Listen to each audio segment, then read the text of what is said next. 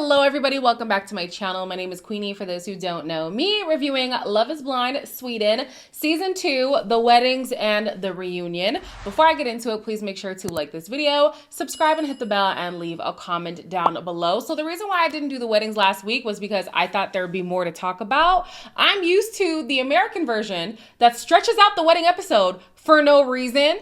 Sweden got straight to the point. I said, oh, okay, I only had like 3 bullet points. So I was like, let me just wait for the reunion. Pleasantly surprised by the reunion. Actually, I shouldn't be surprised because season 1 knocked it out the park. Season 2, it was also just as good. So let's get into the weddings. Karin and Nicholas are first. Karin says that she was very hesitant, but one day, like a flood of emotions just consumed her. And that's when she knew she truly was in love with, Nicholas. Nicholas, however, on the day of his wedding was still walking in with some doubts.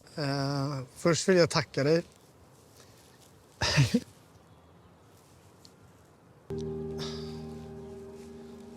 Det här var jag inte beredd på. Jag blir kär i dig om och om igen hela tiden och varje dag. Jag älskar hur du ler med hela ansiktet. Det är det finaste leendet som finns. Du är och har allt det jag har sökt i en partner. Det har absolut varit skrämmande att göra sig så sårbar och haft varandra som den största stöttepelaren. Det finns ingenting som jag hellre vill. Ja, det är klart att jag vill.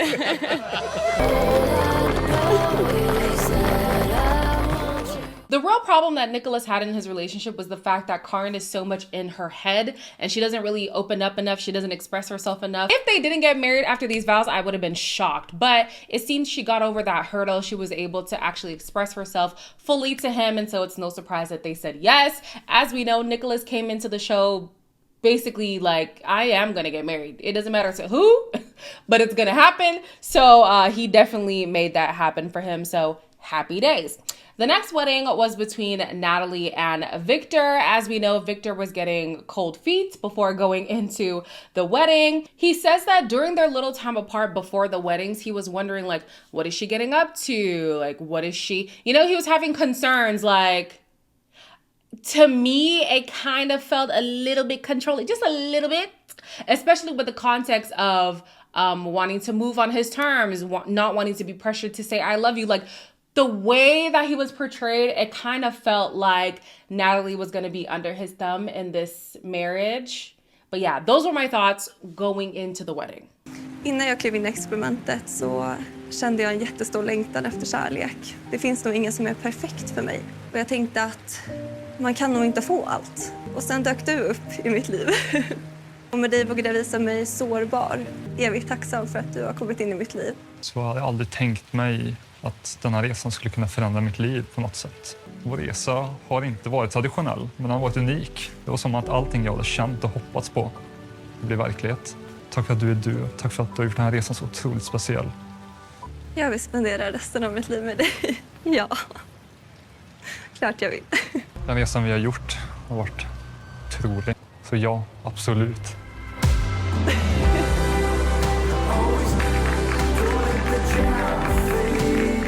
I was convinced that Victor was going to say no. I was convinced. The way he had been acting the last few episodes, it was like, I don't really know. With her, I think she would have been a mess. I think when she said that she finally loved him, she truly meant that with all of her heart, which is probably why the family was a little bit concerned, like, oh, this girl is so far in and she barely knows this guy. I think she truly was fully engulfed by Victor. Victor, on the other hand, he just didn't seem convincing enough for me. But they said yes, so happy days for them. And then lastly, we have Yakob and Carolina. Obviously, during her wedding prep, you're thinking, girl, are you okay? It looked like she was going to burst into flames. Like, she looked like she did not want to be there. She looked like she was going to have a nervous breakdown. Down to the vows, I was concerned because going into it, she still looked like she wanted to be a runaway bride. I was like, Carolina, now is not the time. Alltså jag tror ju fortfarande att det är något skämt typ. Att det säger, nej men det här är ett prank. Jag är inte riktigt mentalt här än. Herregud. Okej. Jag hade gett upp hoppet på att en sån kille fanns där ute någonstans. Jag är så tacksam att våra liv har korsats. Jag älskar dig. Det här är det säkraste. Ja, jag vill dela mitt liv med dig. Jag har alltid vetat att det var du. Så ja!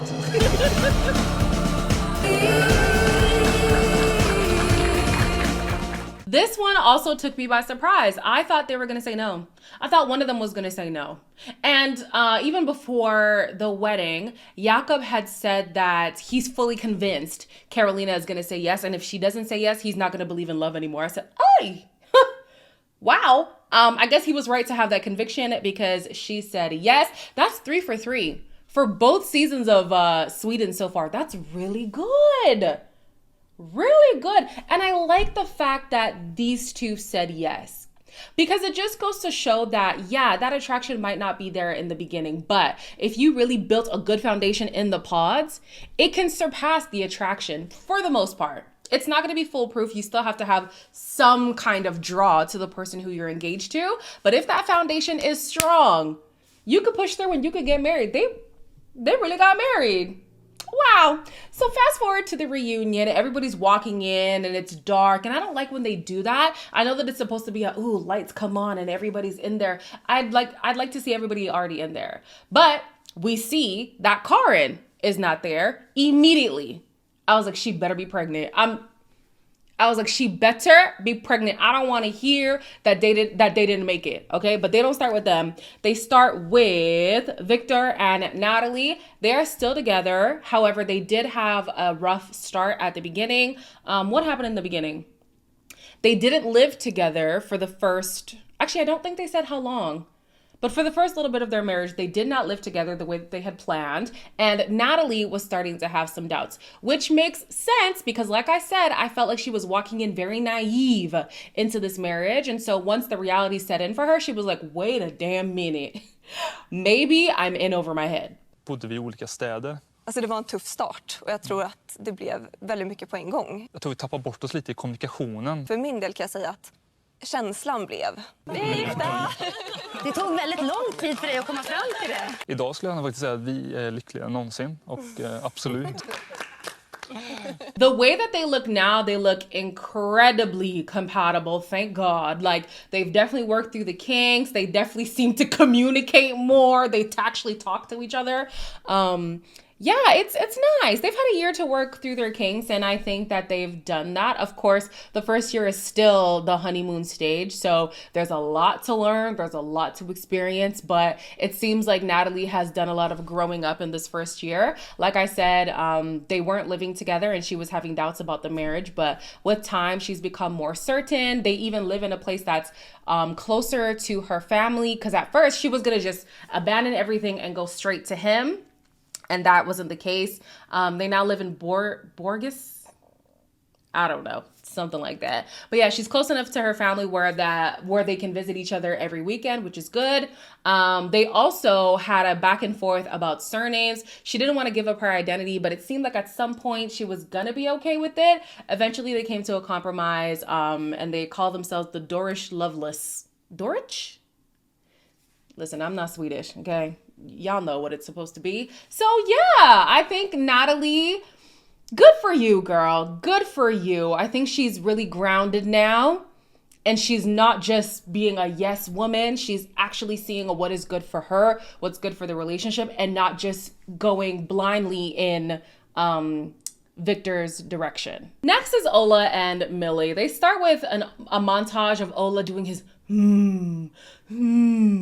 I could not care less, and neither could Millie. Actually, Millie says it was actually triggering for her to watch it back because it's a reminder of everything that she went through and the fact that for him, this was like a solo journey. And he makes that very clear because he refers to the process as an intense retreat. That's the problem. This wasn't a retreat. There was another person involved here who was looking to find a love connection. And for you, this was a personal journey. So how somebody else felt was basically irrelevant. Det var jobbigt att se.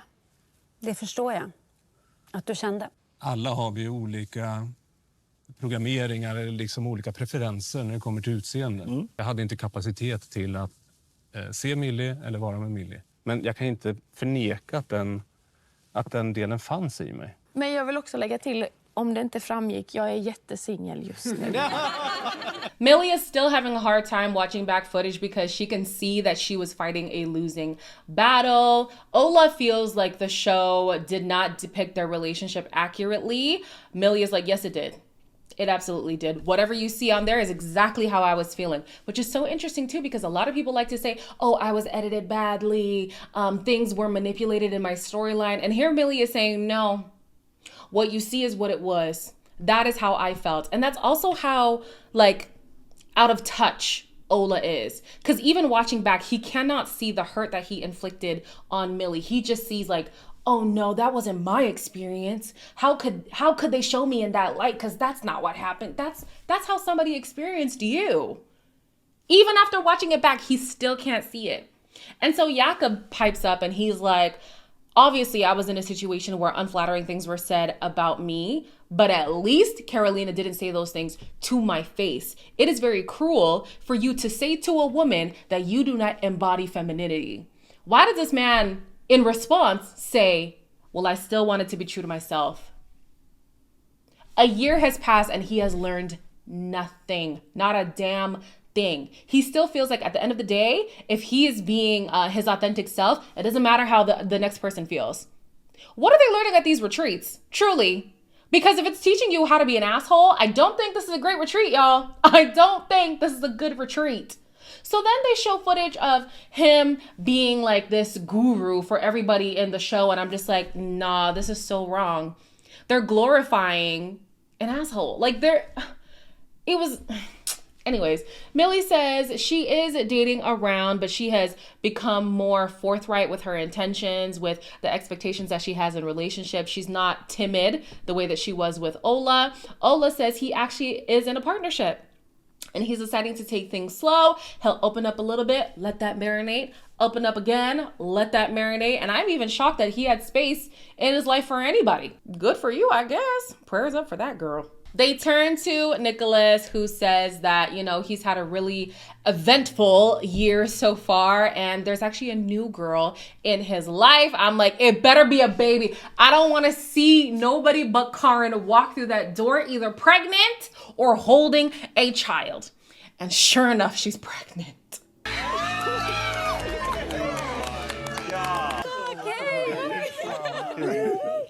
Hur mår du? Ja, men jag mår bra. Väldigt och händelserikt år för oss. Vilken dag som helst. Det är sant. Ja. Va? Nej. Men båda måste ju vara... Nej. Den där måste ju vara starkare. Men sluta. Nej. Va? Nej. Det kan inte stämma. Nej. It was really good to see these two together. I don't know why I was so emotional. Oh my goodness, today has been a cry day for me. I just finished talking to my boyfriend before watching the show. He made me cry in a good way, in a really good way. He made me cry. I was watching this made me cry. Then the next scene made me cry. I was like, oh frick, I'm a mess. But yeah, they look so good together. And the real issue was Karen's wall that she had up, and obviously she let that down among some other things. So yeah, it's really nice to see them thriving. Karen was convinced that it would take her a long time to conceive. I assume like maybe she's done fertility testing before, or she's just taking account her age, but it only took a month from the time that she said, hey, let's start planning for a family. It could take a year. It took 30 days. So good for them. The baby is due any day, apparently. So probably by the time of us watching the reunion, the baby's here. I don't know. I'll check social media and see. I won't check social media. I'm lying. I won't check. But congratulations to them. 3 marriages and a pregnancy. Same thing happened in season 1. Love is Blind Sweden, y'all are doing the damn thing. Y'all know the formula over there. Yakob and Carolina watch their reveal back. It was so painful to see Carolina's face. Like, you could see that she did not want him to see her in that way. because it's hurtful, you know? And considering the way that she feels about him now, she just wants to completely erase that part of their story. But it is a part of their story. So luckily, they've been able to work through all of that, and they are still married. Oh, fuck.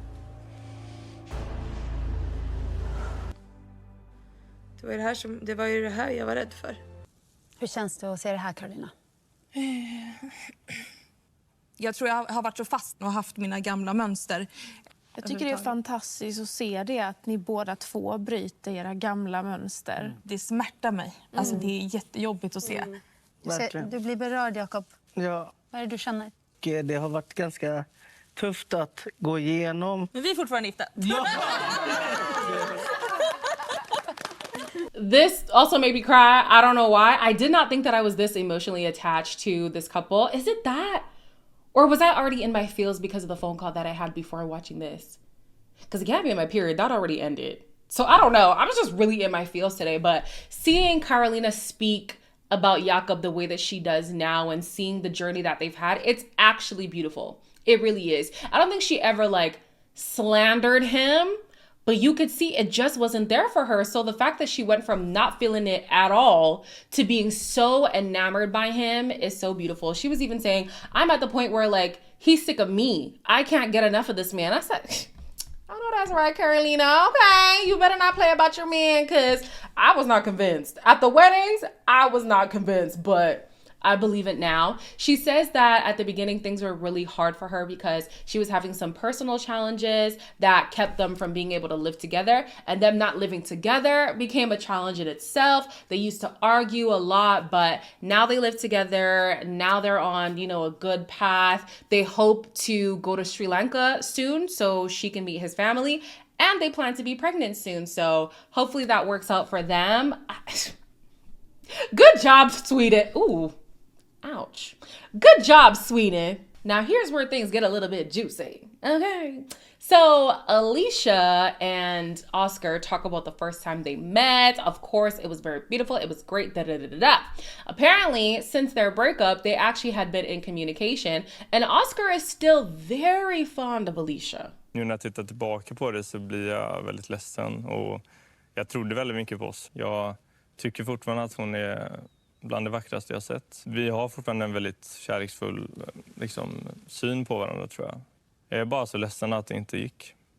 Och jag har väl insett att jag har ganska mycket grejer att jobba på själv. Och jag är bara så tacksam för hon har gett mig mycket insikter. Och Oscar does admit to being a coward in his relationship. There were things that he definitely could have handled better. And watching it back, he sees where he went wrong in his relationship. He says that he could benefit from having more female role models in his life. Probably. But instead, the role model he has right now is Ola. Of all people. Be so for real. Like, it makes sense the way that both of them acted on the show. But like, even watching back, you don't feel a way about how Ola treated Millie. That doesn't bother you. And that's the person who you want to look up to as your mentor, as your role model. Crazy. Anyways, he said that he is not dating. However, he is still healing from his breakup to this day. He is still healing from his breakup, so he would like to focus on that before moving into another relationship. Then they pan over to Millie. We know that he and Millie had a connection in the pods. They show clips of him being a lot more expressive than what we got to see. So she was like, I'm very confused why you thought you didn't have a chance with me. Like, obviously you were my favorite. Obviously you were number one. We were hitting it off like crazy, right?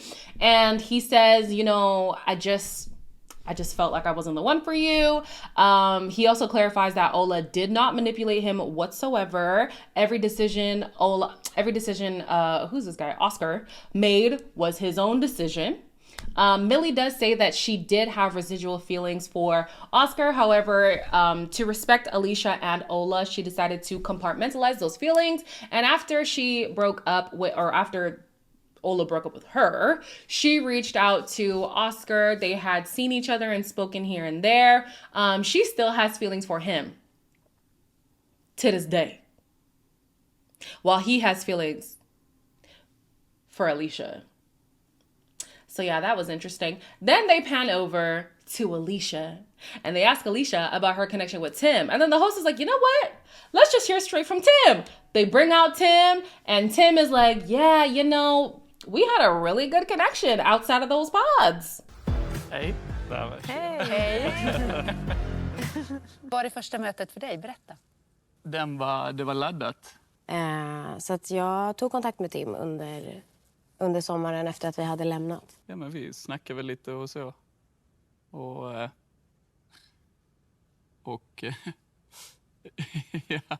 ja, vad hände? Jag tror att vi kysstes. Det gjorde vi. Alicia, du sa ju innan att du fortfarande har starka känslor för Tim. Det är laddat att träffa Tim idag. Det är det. Jag skulle ljuga om jag sa att det inte var det. So it turns out Alicia and Tim had met up sometime in the past and they shared a little kiss. Okay. I'm surprised it didn't happen at that engagement party. Now that I'm watching that scene again, I'm like, wow, the chemistry really is palpable. Like, you could feel the tension through the screen. So yeah, they met up, they had a kiss, and Oscar is very disturbed, visibly disturbed. And he's upset with Alicia because he's like, well, you never told me about this kiss. And she's like, I never lied to you. And he's like, it's not about lying. You never brought it up. You made it seem like your connection with Tim was nothing to be worried about. I'm looking at Oscar like, how dare you? How dare you? This man loves to chase something he cannot have. In the pods, he had already established a connection with Alicia. Then he goes to Millie because Millie had already shut him down. Millie was an alternative option that now seemed viable, but it still was part of that chase. He liked that. When he had Alicia fully giving herself to him, he was like, I don't like that. Then they break up. Now he wants her. Sir. And the man on the show admitted, I like to be in relationships where it's like tense and I have to fight for the relationship. I have to actually prove myself as worthy. That's a problem. That's bad. That's toxic. You like that stuff. So now he's holding on to a girl who ain't even holding on to him. She's holding on to somebody else. And then they asked him, okay, these two, I feel like they were flirting across the room. I really feel like they were. Even Yakob is like, don't you think that it was disrespectful for you to step on your friend's toes? And Tim is like, I didn't come on this show for friends. I came on the show to get engaged. So, doesn't really matter. He does say, I can see how everybody sees this as a betrayal. I do understand. But I didn't come here for friends. And it looked like he still doesn't want to be just friends with Alicia, if you ask me. Now, Alicia is confused why Oscar is like, put off by this whole situation. And she's like, when we spoke about Tim, you said you didn't feel anything. And he's like, well, no, obviously I felt something. That's just something that I say as a coping mechanism. You don't see how that's a problem? Like, what? Don't get me wrong. They should not have been so touchy-feely the way that they were, because at the end of the day, she was engaged. And I know some people have contradicting thoughts about whether or not these engagements are legitimate. Because they end in a real marriage, I would consider these engagements as real. I think that it's inappropriate to act the way that Alicia did and Tim did. They're both liable in this. They're both liable. But also, Oscar made it seem like he was so callous to the whole situation. So how is Alicia supposed to feel? How is she supposed to feel?